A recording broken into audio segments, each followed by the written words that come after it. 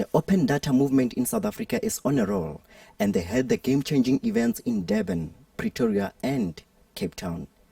The triple events are aimed at liberating South Africa's data, and a lot of people such as students, journalists and academics joined the event in making history by showcasing just what could be done with open data.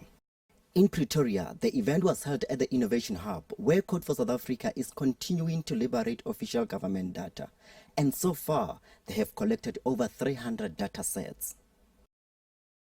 You're in luck though, because we didn't manage to do the Hangout link up with the guys in Cape Town who are going to explain exactly what today is all about. But this is them on there now. I'm just going to try and get their attention. And it's Adi Adel and Jennifer Walker, who are going to be sort of running through who Code for South Africa is, what the purpose of today is, and hopefully give you a few ideas on how to tackle the data sets that we've got for you. I'll just try and get hold of them now. I want to know how is our rate of growth versus a number of Hello, Cape Town. Can you hear us? Hello, hi Adi. Sorry to keep you waiting.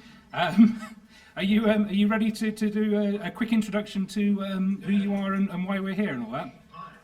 Hello. Today we are running a Dataquest.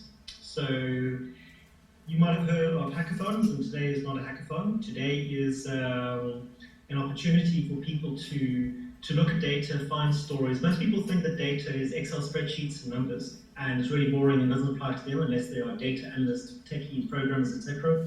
That's not true. Data for me is essentially a document with stories which are hidden, just waiting to be found. So the way that the day works is spend your time looking at some data, come up with a story, look for an angle, and then what you need to do is figure out how to present that story. So whether it's a visualization or some sort of presentation or whatever that is, and at the end of the day you'll be presenting it, and there'll be some sort of democratic vote where everyone will decide which are the best stories. At these events, journalists, analysts, designers, developers and others engaged in the world of data work in teams to produce stories with social relevance.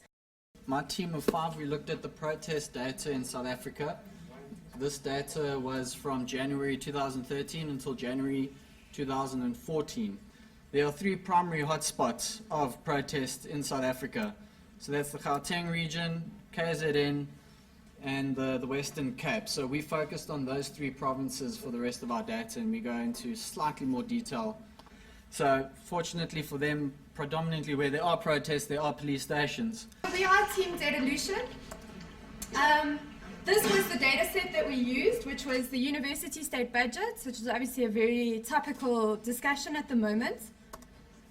Okay, so what was our angle? I mean, I don't even need to talk about this, right? We've seen this all over the media. It's everywhere. Fees must fall. So these are the worst performing universities. Okay, so the x-axis at the bottom is the value in thousands of rands it costs per graduate. Okay, so, and this data was quite shocking to me. I cannot believe it. The University of Venda, it costs 200,000 rand, more than 200,000 rand to get 1 graduate.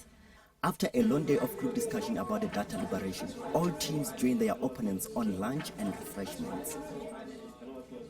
Code for South Africa is a civic technology lab that uses data and technology to drive social change.